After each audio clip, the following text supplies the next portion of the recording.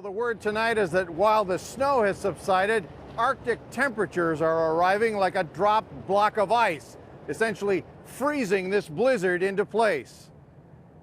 This was Chicago's Lakeshore Drive overnight. To the ambulance! Commuters buried up to their windshields in a monster traffic jam triggered by a jackknifed city bus. We were trapped on Lakeshore Drive for like 7 hours.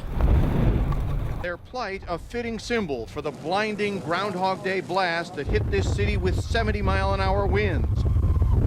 Nearly 2 feet of fresh and drifting snow. There's no road. Along with side orders of thunder and lightning.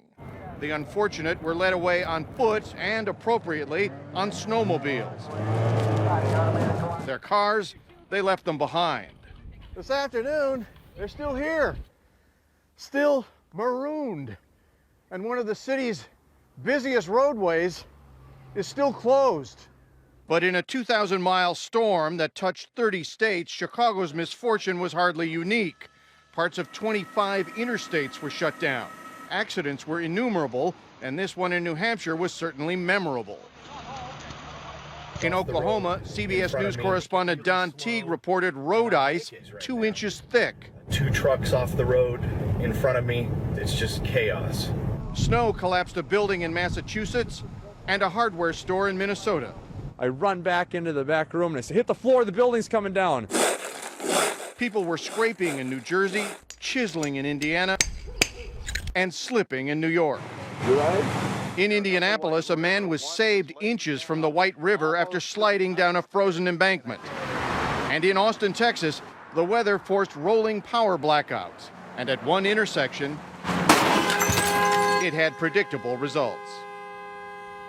They lifted the blizzard warning in Chicago this afternoon and immediately replaced it with a wind chill warning, and for good reason, because the wind chills in Chicago tonight are supposed to be between 20 and 30 degrees below zero. Harry? Wow.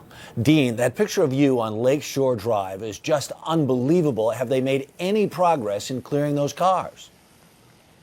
The Lakeshore Drive is still closed tonight. We don't know when it's going to reopen. There are still hundreds of cars still stuck in the snow, and many of them are probably as cold as I am. Wow. Harry? Dean Reynolds, thank you very much. Have a good night.